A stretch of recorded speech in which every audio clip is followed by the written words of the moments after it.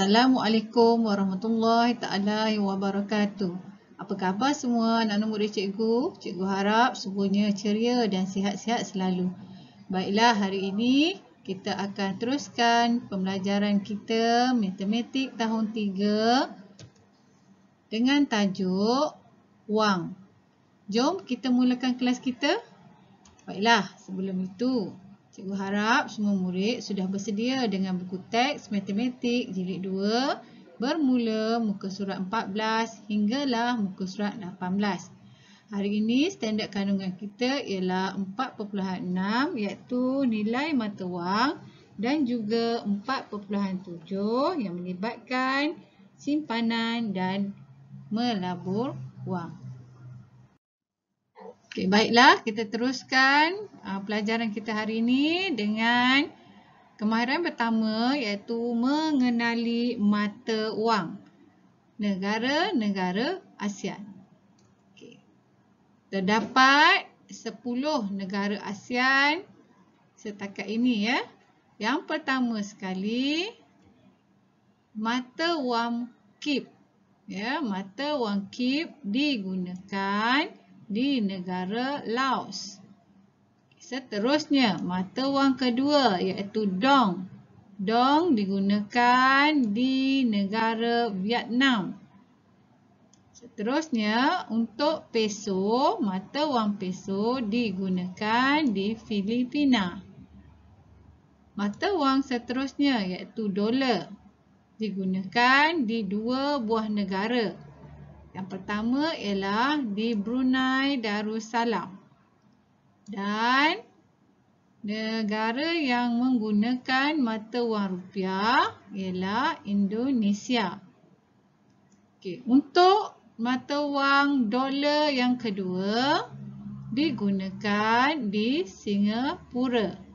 Yang membezakan kedua-dua mata wang ini ialah gambar untuk setiap not yang digunakan ataupun wang yang digunakan. Ya, walaupun mata wangnya dolar tetapi gambar ataupun bentuk wang itu berbeza. Okey, seterusnya untuk rial digunakan di negara Kemboja.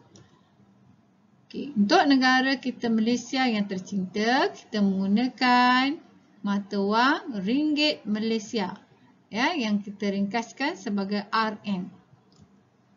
Baik, seterusnya untuk negara jiran kita iaitu Thailand, mata wang yang digunakan ialah baht.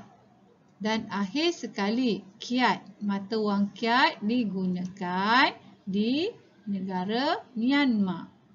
Baik, awak boleh rujuk buku teks di muka surat 14 sebagai rujukan ya untuk mengetahui kedudukan setiap negara itu.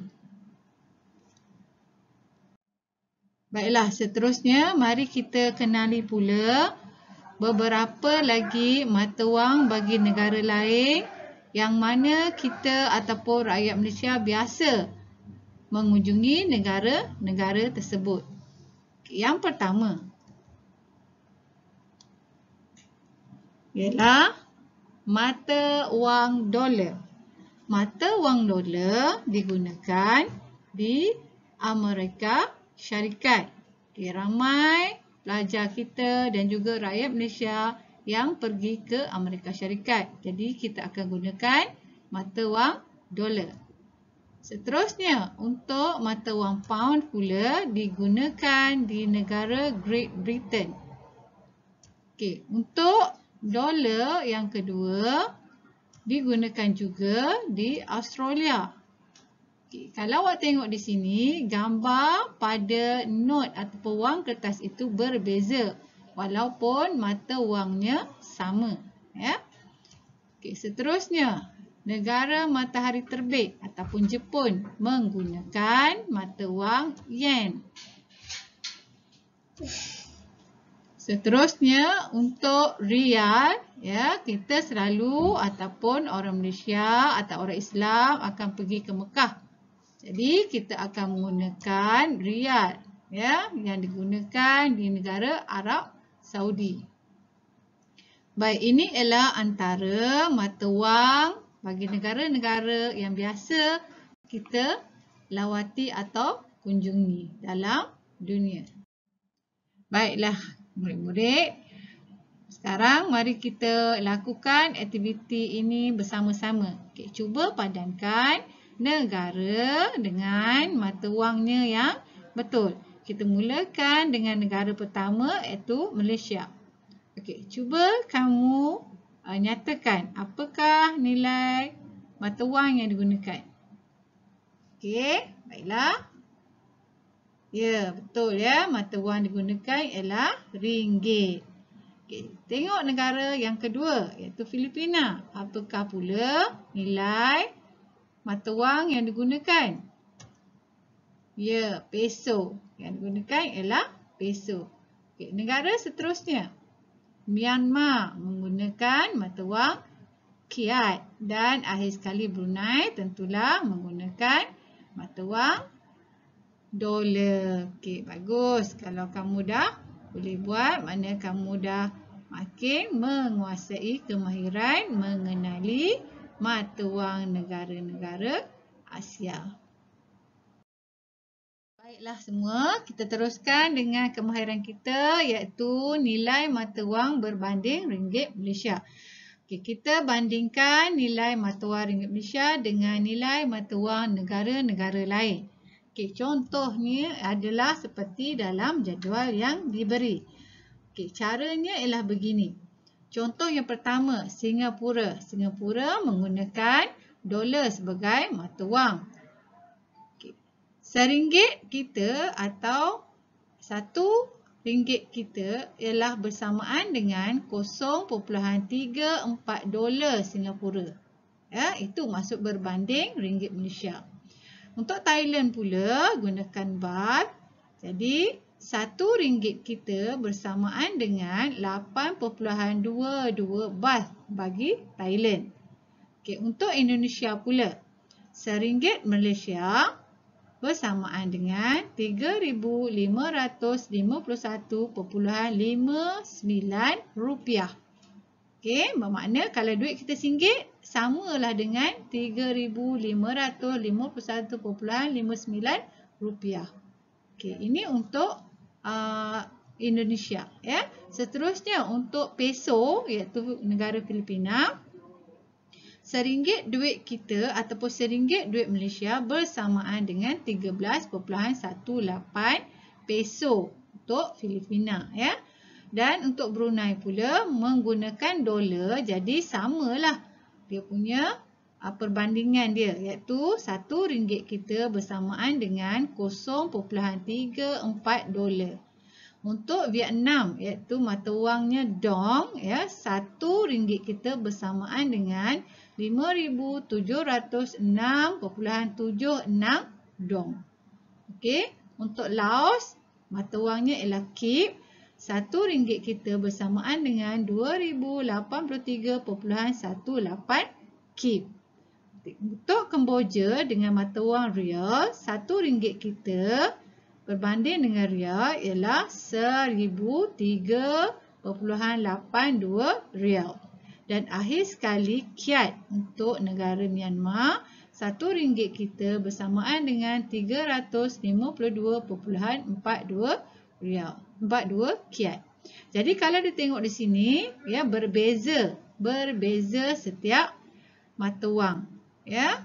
Jadi cikgu harap kamu boleh faham, ya. Ya, kita akan teruskan selepas ini. Baiklah murid-murid, sekarang kita pergi ke kemahiran kedua ataupun tajuk kecil yang kedua, ya, iaitu antara keperluan dan juga kehendak. Duit kita gunakan untuk membeli keperluan dan juga kehendak. Apakah yang dimaksudkan dengan keperluan dan apa yang dimaksudkan dengan kehendak? Okey. Baiklah, yang pertama, kita tengok dulu keperluan. Keperluan yang pertama ialah makanan. Okey, keperluan yang kedua ialah pakaian Dan keperluan yang ketiga ialah tempat tinggal. Jadi dalam dunia ni ada 3 keperluan asas yang perlu ada untuk setiap manusia untuk kelangsungan hidup. Kalau kita tak ada makanan, tak ada pakaian, tak ada tempat tinggal, maka kita mungkin tak boleh hidup. Ya, kalau tak ada makanan, kita dululah lapar. Okey, seterusnya untuk kehendak. Apa yang maksudkan kehendak ni? Okey, kehendak antara contohnya ialah menuntut ilmu sampai ke menara gading. Okey, seterusnya permainan. Ya, ni awak nak beli permainan. Contoh. Okey, seterusnya makanan yang bukan mengenyangkan tetapi untuk seronok. Contohnya aiskrim, pizza. Okey ya, bukan makanan ruji yang tak mengenyangkan sangat. Dan alat-alat perhiasan, contoh seperti jam, ya, telefon, handphone dan sebagainya. Jadi kehendak dan juga keperluan. Keperluan mesti dimiliki untuk terus hidup. Kehendak pula, ya, menjadikan hidup lebih berkualiti dan selesa. Jadi duit yang kita ada selalu kita akan gunakan sama ada untuk keperluan atau kehendak. Jadi pastikan kita memenuhi keperluan dahulu, barulah kita gunakan duit untuk barang-barang yang kehendak ini. Baik cikgu harap kamu fahamlah. Okey, baiklah. Seterusnya kita tengok pula apakah yang dimaksudkan menyimpan dan melabur untuk masa depan. Yang selalu kita simpan mestilah wang, ya. Yang kita labur pun mestilah wang. Jadi, untuk menyimpan wang, kita selalu simpan di bank ataupun tabung. Ada juga yang simpan ya di sorok-sorok dalam beg, bawah tilam dan sebagainya. Tetapi untuk lebih selamat, maka simpanan perlulah disimpan dalam bank dan juga tabung. Okey.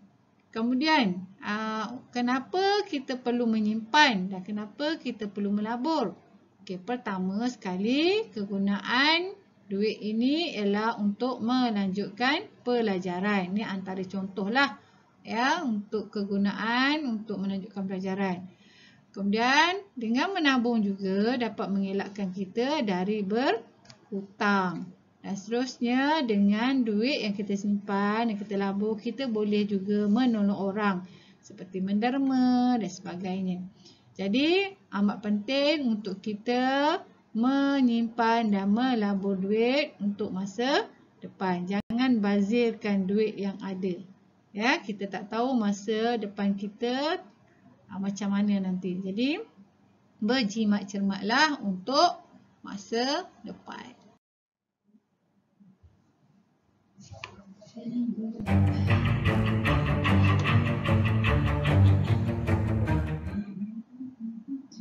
Sekian saja untuk kali ini. InsyaAllah kita akan jumpa lagi pada masa-masa akan datang. Cikgu harap awak boleh siapkan latihan yang cikgu akan berikan dalam grup Telegram nanti. Okey, itu saja. Terima kasih. Assalamualaikum warahmatullahi wabarakatuh.